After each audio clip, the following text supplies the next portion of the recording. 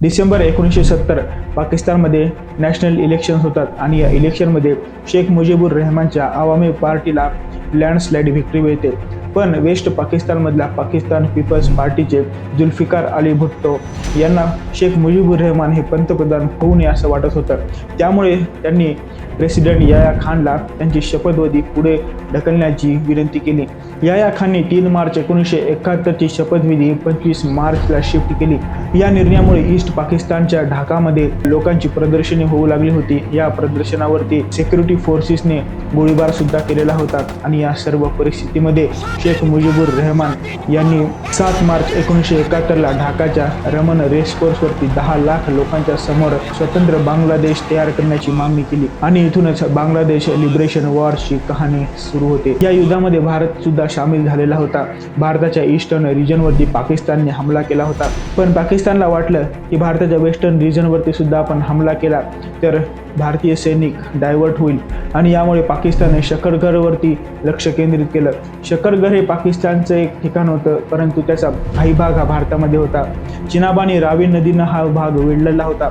शकरगरवरून काहीच अंतरावरती सियालकोट होतं आणि तिथं पाकिस्तानची आर्मी बेस कॅम्प्स होते.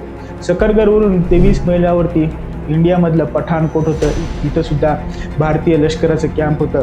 शिवाय हे रिजन जम्मू आणि भारतातलं पंजाबला जोडणारं होतं, त्यामुळे भारतासाठी हा मार्ग खूप महत्त्वाचा होता. जर हा मार्ग पाकिस्तानकडे गेला असता तर जम्मू आणि काश्मीर पाकिस्तानचं झालं असतं. शकरगरच्या रिजनमध्ये बसंतर रिव्हरच्या काही ठिकाणी पाकिस्ताननं हमला केला. तिथं भारतीय लष्कराने सुद्धा आपले सैन्य तैनात केलेले होते. या युद्धात 17 पुना हॉर्स रेजिमेंटचे सेकंड लेफ्टनंट अरुण खेत्रीपाल यांनी पाकिस्तानचे 10 टँक उडवले, पण या युद्धामध्ये ते शहीद झाले. परमवीर चक्र सन्मानित अरुण खेत्रीपाल यांनी पाकिस्तानचे 10 टँक कसे उडवले, काय आहे कहाणी बॅटल ऑफ बसंतरची, चला या व्हिडिओमध्ये जाणून घेऊया.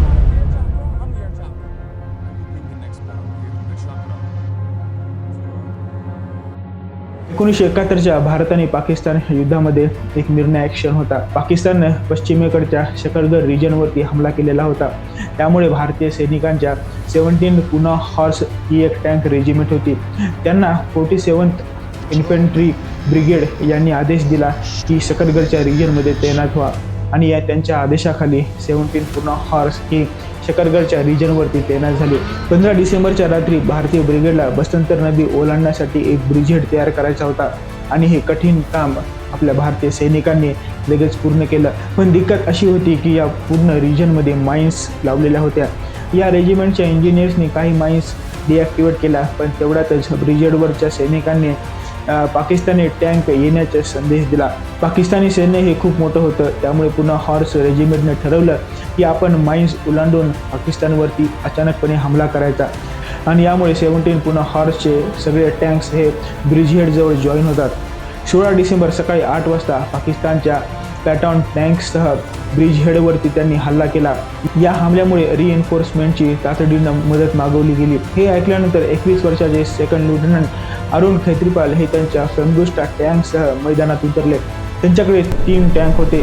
खेत्रीपालने थेट पाकिस्तानच्या पॅटॉन टँकवरती हल्ला करायचं ठरवलं होतं आणि या हल्ल्यामध्ये त्यांनी पाकिस्तानचे जवळपास 10 टँक उडवले होते. लढाईच्या शेवटच्या टप्प्यामध्ये पाकिस्तानच्या टँकने खेत्रीपाल यांच्या टँकवरती हल्ला केला. खेत्रीपाल यांचं टँक जळू लागले होतं, तरीसुद्धा खेत्रीपाल यांनी माघार घेतली नाही.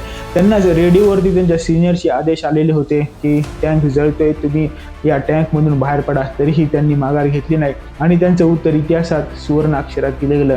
त्यांचं उत्तर होतं, no sir, I will not abandon my tank, my gun is still working and I will get these bastards.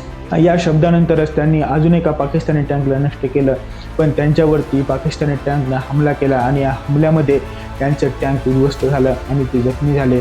यामध्येच त्यांना वीरगती प्राप्त झाली. पण लढाई इथं संपलेली नव्हती. कधी पाकिस्तान पुढे होता तर कधी भारत. या लढाईमध्ये पाकिस्तानचे लेफ्टनंट कर्नल अकरम राजा यांनी भारतीय सैनिकांवरती एक अचानकपणे हमला केलेला होता, पण भारतीय सैनिकांनी हा हमला धुडकावून लावला.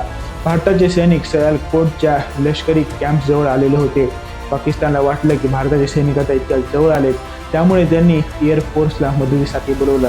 भारतीय सैनिकांनी सुद्धा त्यांच्या एअरफोर्स रणांगणामध्ये उतरवल्या आणि पाकिस्तानला वाटलं की आता यांच्या एअरफोर्स पुढे आपला काही निभाव लागणार नाही, म्हणून त्यांनी या युद्धातून माघार घेतली आणि सीज फायर केलं. या सीज फायरमध्ये भारतानं पाकिस्तानचा 1000 चौरस मिलीमीटरचा भाग कॅप्चर केलेला होता, पण जेव्हा सीमारेषा आखली गेली तेव्हा 350 चौरस किलोमीटरचा भाग भारताने घेतला आणि यामध्ये जवळपास 500 गावं होती. तर मित्रांनो, या 1971च्या भारत आणि पाकिस्तान युद्धामध्ये वेस्टर्न फ्रंटवरती अरुण खेत्रीपाल यांनी जे बलिदान दिलं, या बलिदानामुळे आपलं वेस्टर्न फ्रंट हे मजबूत राहिलं आणि या युद्धामध्ये भारताला विजय भेटला. तर मित्रांनो, ही कहाणी होती परमवीर चक्र सन्मानित सेकंड लेफ्टनंट अरुण खेत्रीपाल यांची. तर ही कहाणी जर तुम्हाला आवडली असेल तर मित्रांनो, लाईक, शेअर आणि कमेंट करायला विसरू नका. Thank you so much.